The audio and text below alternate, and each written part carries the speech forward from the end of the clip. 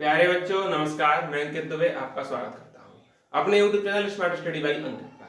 आज हम बात करने वाले हैं इतिहास में हुए सभी युद्ध वन बाई वन एक एक करके, जो कि एक नंबर आपके आरओ के एग्जाम में आना निश्चित है। तो देखते रहिए, 7 मिनट की वीडियो में पूरे युद्ध हम खत्म करने वाले हैं। जिसमें पहला युद्ध है हाइडे स्पीच का युद्ध। ये सिकंदर और पोरस के बीच होता है। कहां पर होता है तो आप बोलेंगे झेलम नदी के तट पर होता है। दूसरे युद्ध की बात करते हैं तो वो है कलिंग की लड़ाई। कलिंग की लड़ाई कब होती है? 261 ईसा पूर्व में होती है और किनके बीच होती है? अशोक और कलिंग राज्य के बीच। इसमें क्या होता है? इसमें अशोक हमारे विजयी रहते हैं। तीसरे युद्ध की बात करते हैं जो है सिंध की लड़ाई। ये होती है मोहम्मद बिन कासिम और अरबों की सत्ता के बीच और कब होती है तो 712 ईस्वी में। अगला है तराइन का प्रथम युद्ध।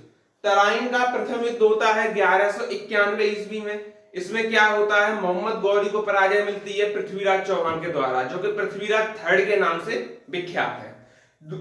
आगे तराइन का दूसरा युद्ध होता है जिसकी बात हम करने जा रहे हैं। ये है, इसमें क्या होता है? इसमें गौरी जीत जाता है और पृथ्वीराज चौहान हार जाते हैं। 1192 में ये वाला युद्ध होता है।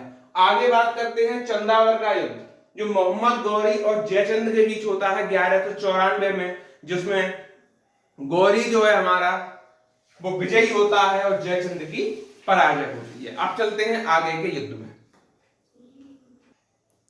अब चलते हैं हम अगले अगले युद्ध पर।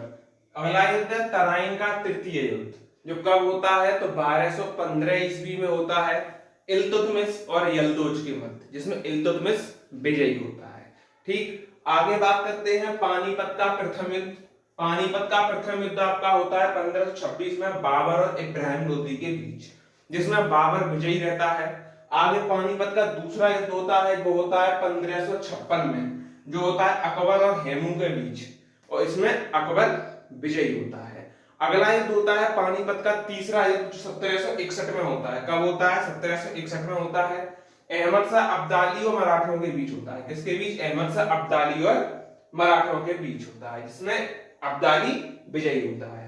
आगे चलते हैं खानवा का युद्ध 1527 में होता है बाबर और राणा सांगा के बीच, जिसमें राणा सांगा हार जाता है, बाबर विजयी रहता है। फिर आते हैं चंदेरी का युद्ध, जो कि 1528 में होता है। बाबर ने मेदिनी रॉय को हराया, यानी बाबर और मेदिनी रॉय के बीच युद्ध होता है। फिर चलते हैं घाघरा का युद्ध। घाघरा का युद्ध होता है 1529 में, जिसमें बाबर और अफगानों के बीच युद्ध होता है, जिसमें अफगान बुरी तरह पराजित होते हैं, बाबर विजयी होता है। आगे चलते हैं। अब चलते हैं हम आगे।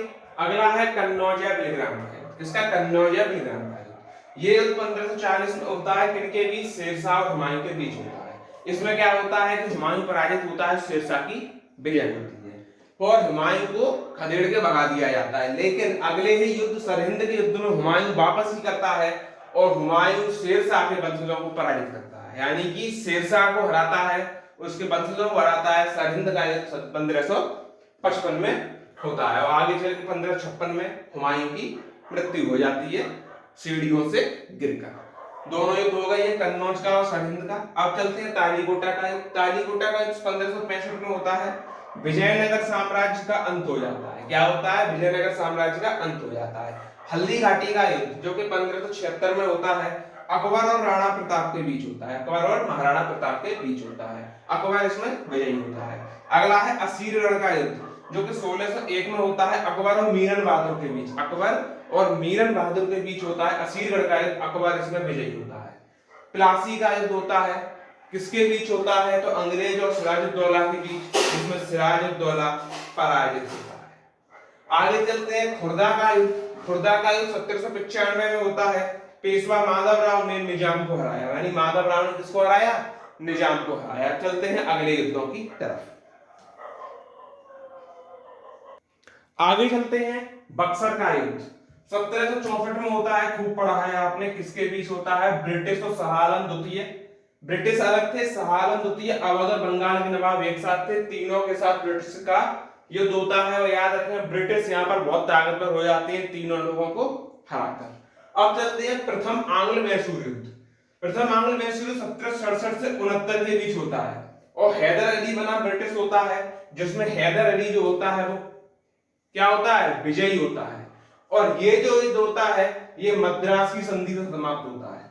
किससे, मद्रास की संधि, याद रखेंगे मद्रास की संधि होती है और ये युद्ध समाप्त होता है। द्वितीय आंग्ल मैसूर युद्ध की बात करें 1780 से 84 के बीच होता है, टीपू सुल्तान और अंग्रेजों के बीच। हैदर अली कहां गया, हैदर अली दूसरे आंग्ल मैसूर युद्ध के बीच में मारा जाता है और उसके पुत्र टीपू सुल्तान इस युद्ध को आगे बढ़ाता है और अंग्रेज इसमें विजयी होते हैं। ठीक, और ये जो युद्ध होता है ये मंगलौर की संधि से समाप्त होता है। संधियां पूछी जाती हैं, मंगलौर की संधि,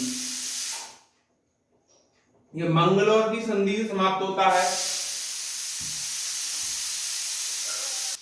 अब चलते हैं तीसरे आंग्ल मैसूर युद्ध की तरफ। तीसरा आंग्ल मैसूर युद्ध जो है वो 1789 से और 92 के बीच होता है, टीपू सुल्तान और ब्रिटिशों के बीच होता है। गारंटी है ब्रिटिश ही विजय होंगे। और इसमें क्या होता है, श्रीरंगपट्टम की संधि होती है, श्रीरंगपट्टम की संधि, ये संधियां याद रखनी है। श्रीरंगपट्टम की संधि होती है तीसरे आंग्ल मैसूर युद्ध में।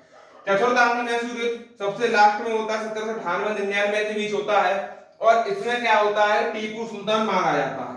इन युद्ध के बीच में एक चीज और याद रखें कि प्रथम आंग्ल मैसूर युद्ध, द्वितीय आंग्ल मैसूर युद्ध, ये दोनों युद्ध होते हैं वॉरेन हेस्टिंग के समय जो गवर्नर जनरल था। तीसरा आंग्ल मैसूर युद्ध होता है किसके समय, लॉर्ड कॉर्नवालिस के समय, लॉर्ड कॉर्नवालिस के समय। चौथा आंग्ल मैसूर युद्ध होता है तो याद रखेंगे ये होता है लॉर्ड विलियम बेलेजली के समय। किसके समय, लॉर्ड विलियम बेलेजली। अब चलते हैं कर्नाटक युद्ध की तरफ। कर्नाटक युद्ध का क्या सिस्टम है समझते हैं। कर्नाटक युद्ध होता है पहला, कब होता है, 1746 से 48 के बीच होता है। ऑस्ट्रिया के उत्तराधिकार को लेकर लड़ाई थी। ये एक्चुअली ये कर्नाटक राज्य में हो रहा था, इसलिए इस युद्ध को नाम कर्नाटक युद्ध दिया गया। और ये जो खत्म होता है एक्सला-सापेल की संधि से, एक्सला-सापेल की संधि से, एक्सला-सैपल बोलते हैं, इस संधि से खत्म होता है। दूसरा कर्नाटक युद्ध होता है 1749 से 54 के बीच में।